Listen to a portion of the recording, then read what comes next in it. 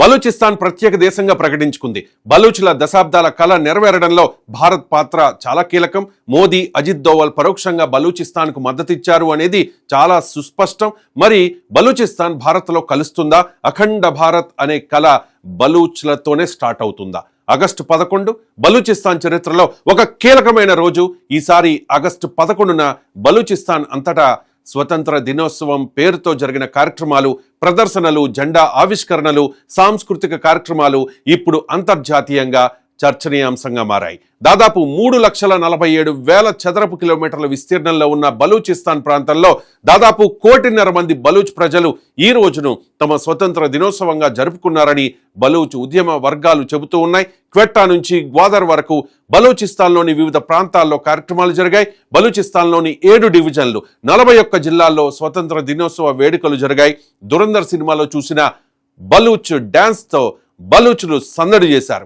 ఈ వీడియోలు వైరల్ కావడంతో పాకిస్తాన్కు దిక్కు తోచడం లేదు. అదే తరహా సాంప్రదాయ దుస్తులు, తలపాగాలు ధరించి బలూచ్ ప్రజలు పెద్ద ఎత్తున నృత్యాలు చేసిన వీడియోలు సోషల్ మీడియాలో కనిపించాయి. క్వెట్టా అయినా, గ్వాదర్ అయినా, ఇతర ప్రాంతాలైనా ఎక్కడ చూసినా కూడా బలూచ్ జాతీయ జెండాలు కనిపించాయి. బలూచిస్తాన్లో మాత్రమే కాదు, ప్రపంచవ్యాప్తంగా ఉన్న బలూచ్లు ఆగస్టు 11ను స్వతంత్ర దినోత్సవంగా జరుపుకున్నారు. సౌదీ అరేబియా నుంచి యుఏఈ వరకు, దుబాయ్, షార్జా నుంచి రష్యా వరకు, యూకే, జర్మనీ, అమెరికా, కెనడా సహా 50కి పైగా దేశాల్లో బలూచ్ ప్రవాసులు కార్యక్రమాలు నిర్వహించినట్లుగా బలూచ్ సంస్థలు చెబుతూ ఉన్నాయి. 50కి పైగా దేశాల్లో ఉన్న బలూచ్ ప్రవాసులు బలూచ్ జాతీయ జెండాలను ప్రదర్శించారు. బలూచ్ సంస్కృతిని ప్రతిబింబించే కార్యక్రమాలు నిర్వహించారు, పాటలు పాడారు, దురంధర్ తరహాలో డ్యాన్స్ చేశారు. బలూచిస్తాన్ స్వతంత్ర ఉద్యమానికి తమ మద్దతును ప్రకటించారు. బలూచిస్తాన్లో జరిగిన ఈ కార్యక్రమం కేవలం ఒక ప్రాంతీయ కార్యక్రమంగా కాకుండా ప్రపంచవ్యాప్తంగా ఉన్న బలూచ్ ప్రజలు ఒకే రోజున తమ స్వతంత్ర ఆకాంక్షను వ్యక్తం చేసిన కార్యక్రమంగా ఉద్యమ వర్గాలు ప్రచారం చేసుకుంటూ ఉన్నాయి. అయితే అసలు ఆగస్టు 11నే ఎందుకు? దీనికి బలూచ్ చరిత్రలో సంబంధం ఏంటి? 1947 ఆగస్టు 11న కలాట్ సంస్థానానికి బ్రిటిష్ పాలన నుంచి స్వతంత్రం లభించింది. ఆ చారిత్రక సందర్భాన్ని గుర్తు చేసుకుంటూ ఆగస్టు 11ను బలూచిస్తాన్ ప్రజలు స్వతంత్ర దినోత్సవంగా ప్రకటించుకున్నారు. బలూచిస్తాన్లో ఈ కార్యక్రమాలు జరుగుతున్న సమయంలో పాకిస్తాన్ ప్రభుత్వం కఠిన ఆంక్షలు విధించింది. అనేక ప్రాంతాల్లో పాకిస్తాన్ భద్రతా బలగాలను మోహరించినట్టుగా సమాచారం. ఆర్మీ, పోలీస్ బలగాలతో పాటు నిఘా వ్యవస్థలను కూడా భారీగా ఉపయోగించినట్టు బలూచ్ సంస్థలు చెబుతూ ఉన్నాయి. కొన్ని ప్రాంతాల్లో ప్రజలు గుమిగూడడంపై ఆంక్షలు విధించారని, రోడ్లపై భారీగా బలగాలను మోహరించారని, నిరసనలను అడ్డుకునేందుకు కఠిన చర్యలు తీసుకున్నారని అనేక ఆరోపణలు వచ్చాయి. ముఖ్యంగా ఇంటర్నెట్ సేవలకు కూడా అంతరాయం కలిగింది. ఆగస్టు 10 అర్ధరాత్రి నుంచి కొన్ని ప్రాంతాల్లో ఇంటర్నెట్ సేవలు నిలిపేశారని, సోషల్ మీడియాలో బలూచిస్తాన్లో జరుగుతున్న కార్యక్రమాల వీడియోలు బయటకు రాకుండా ప్రయత్నాలు జరిగాయని వారు ఆరోపిస్తూ ఉన్నారు. రోడ్లను మూసివేయడం, రైల్వే మార్గాల్లో ఆంక్షలు, కమ్యూనికేషన్ వ్యవస్థకు అంతరాయం, కొన్ని ప్రాంతాల్లో టియర్ గ్యాస్, లాఠీ చార్జ్, కాల్పుల ఘటనలు జరిగాయని కూడా బలూచ్ వర్గాలు ఆరోపిస్తూ ఉన్నాయి. అయినా ప్రజలు మాత్రం ఎక్కడా వెనక్కి తగ్గలేదు. ప్రభుత్వ ఆంక్షల్ని పట్టించుకోకుండా ప్రజలు రోడ్లపైకి వచ్చారు. బలూచ్ జాతీయ జెండాలను ప్రదర్శించారు, జాతీయ గీతాలు పాడారు, సాంస్కృతిక కార్యక్రమాలు నిర్వహించారు. కొన్ని ప్రాంతాల్లో వేలాది మందితో సభలు కూడా జరిగాయి. మహిళలు కూడా ఈ కార్యక్రమాల్లో పాల్గొని ప్రసంగించిన దృశ్యాలు సోషల్ మీడియాలో కనిపిస్తూ ఉన్నాయి. అంటే ఒకవైపు పాకిస్తాన్ ప్రభుత్వం ఆంక్షలు విధిస్తుంటే మరోవైపు బలూచ్ ప్రజలు వాటిని ధిక్కరిస్తూ స్వతంత్ర దినోత్సవాన్ని నిర్వహించారు. ఇది ఒక రకంగా 1942లో భారతదేశంలో జరిగిన క్విట్ ఇండియా ఉద్యమాన్ని గుర్తు చేస్తోందని కొందరు వ్యాఖ్యానిస్తూ ఉన్నారు.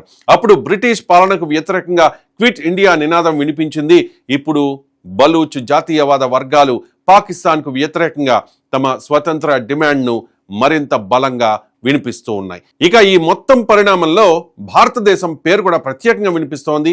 బలూచ్ నాయకుడు మిర్యార్ బలూచ్ భారతదేశానికి ప్రత్యేక ధన్యవాదాలు తెలియజేశారు.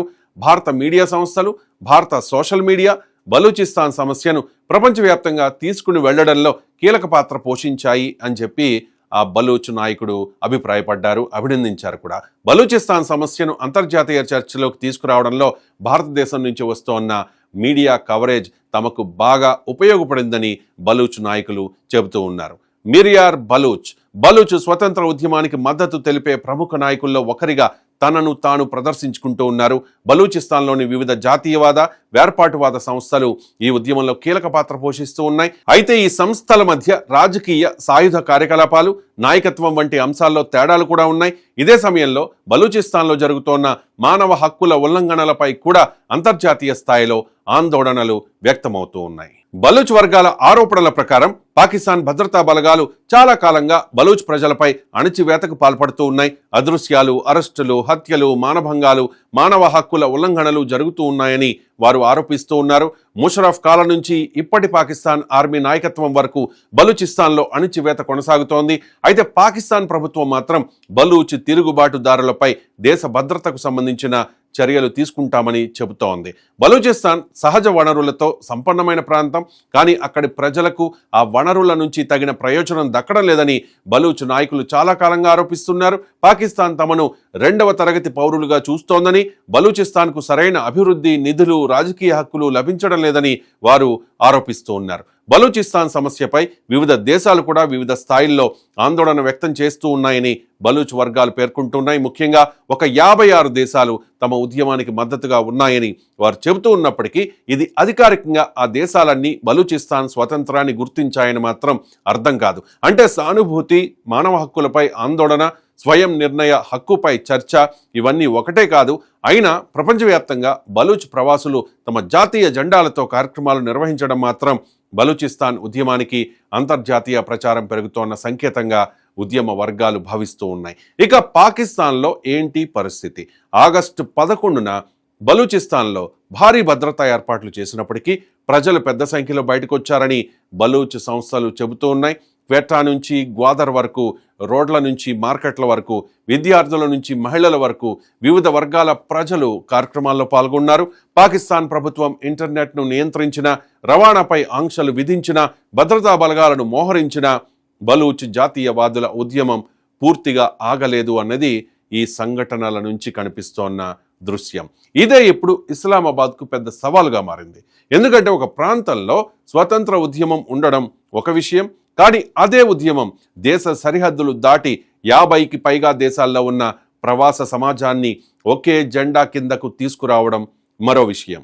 బలూచిస్తాన్లో ఒకే రోజు వేలాది మంది ప్రజలు తమ జాతీయ జెండాలతో రోడ్లపైకి రావడం, విదేశాల్లో ఉన్న బలూచ్ ప్రజలు కూడా అదే రోజున కార్యక్రమాలు నిర్వహించడం, సోషల్ మీడియాలో ఈ వీడియోలు ప్రపంచవ్యాప్తంగా ప్రచారం కావడం ఇవన్నీ పాకిస్తాన్కు రాజకీయంగా, దౌత్యపరంగా ఒక పెద్ద సవాల్గా మారుతూ ఉన్నాయి.